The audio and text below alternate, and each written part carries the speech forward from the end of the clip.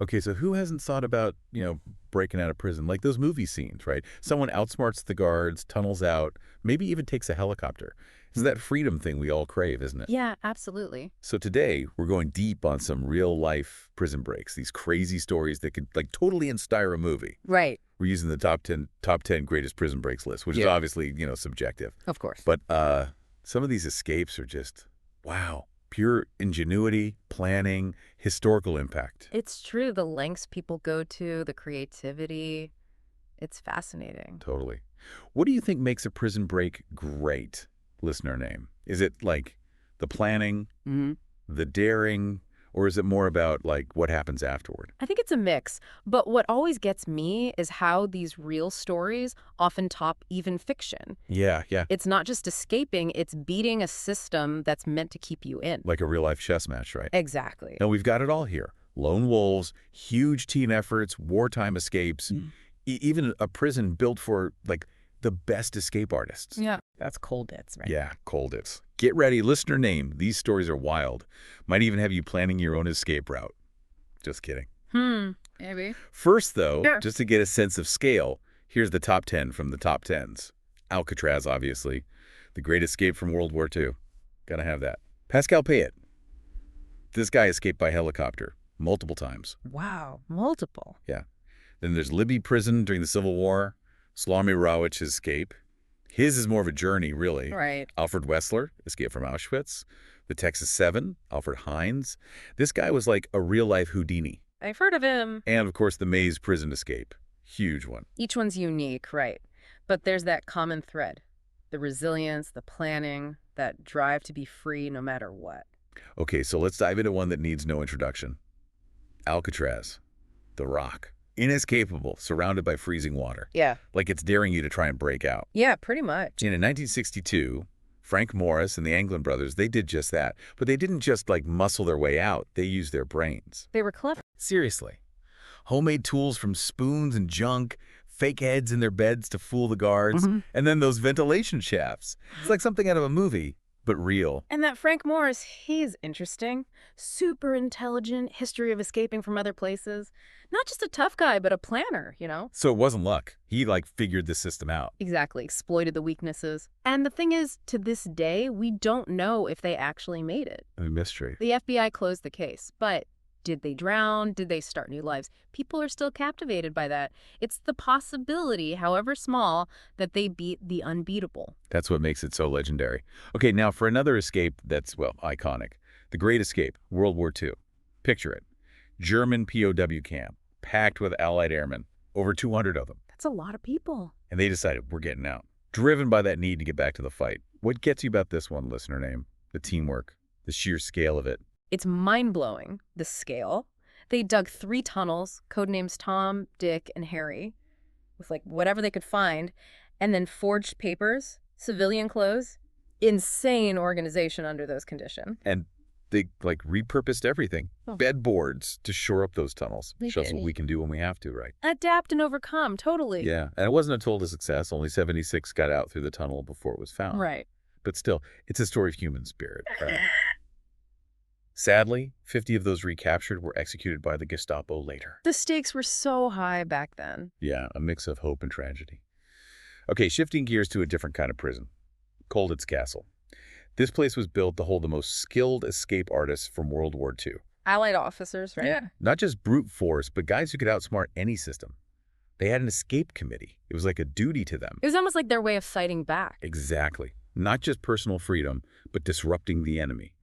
It is the duty of every officer to try to escape. That's what they said. Talk about commitment. But their escape, it was helped by luck, too.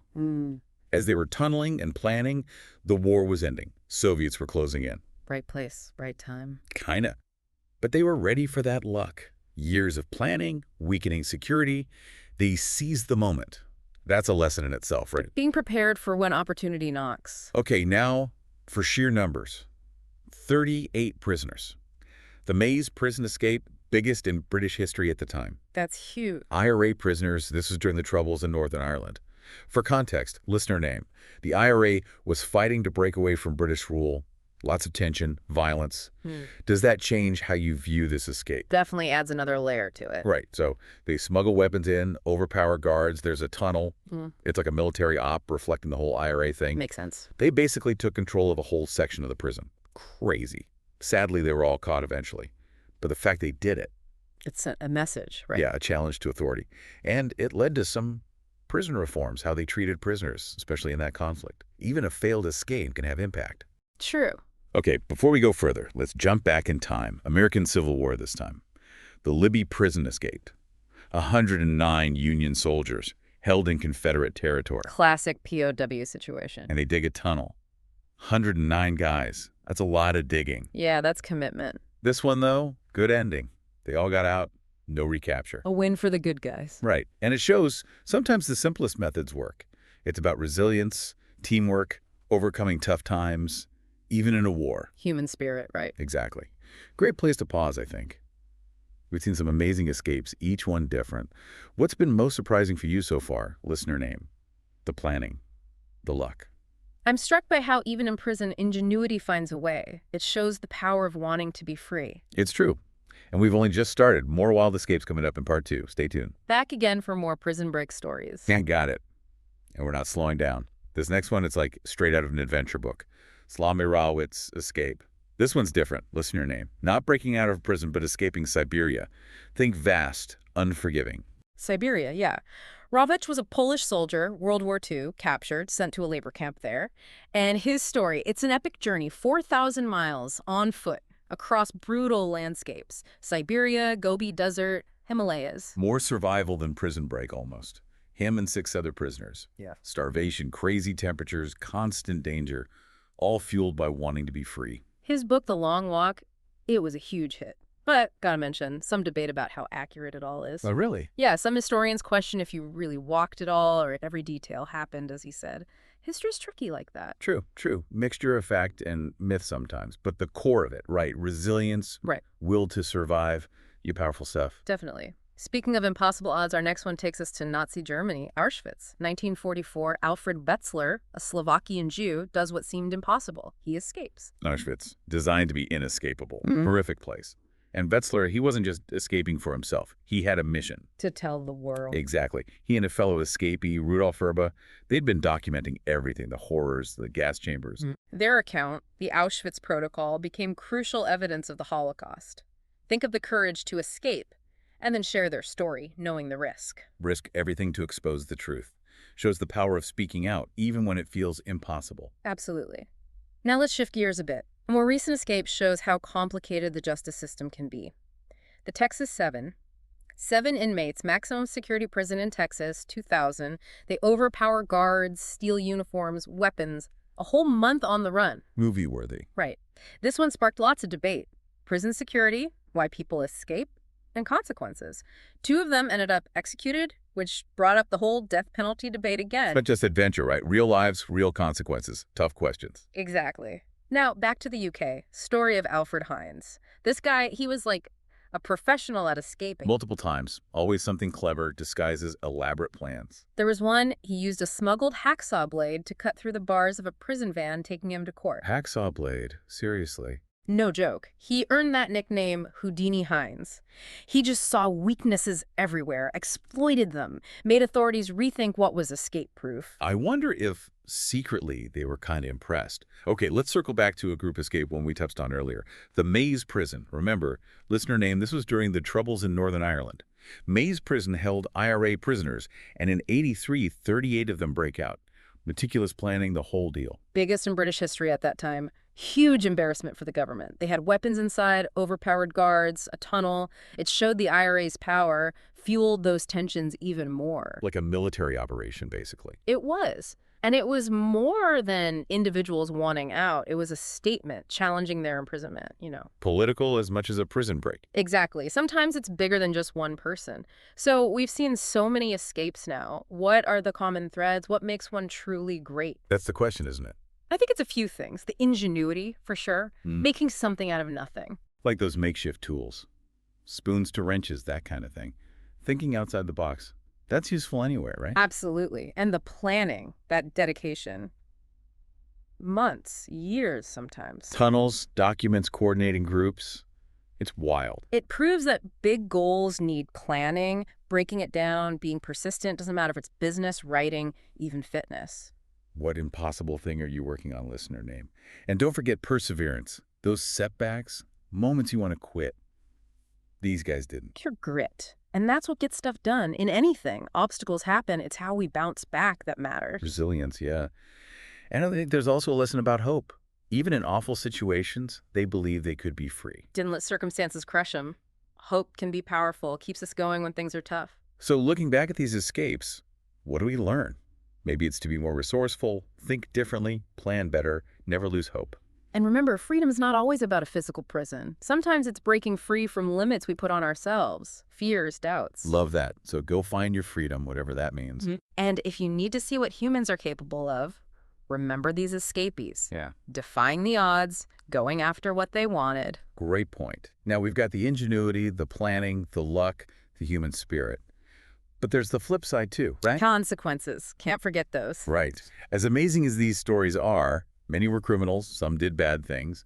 Escaping raises questions about justice, safety. It's complicated stuff. We admire the escape, but there's potential harm too. It affects more than just the person who got out. Even if they felt it was unjust, there's still consequences. It's a reminder it's not just fun and games. Real people, real choices, and those have an impact. Absolutely.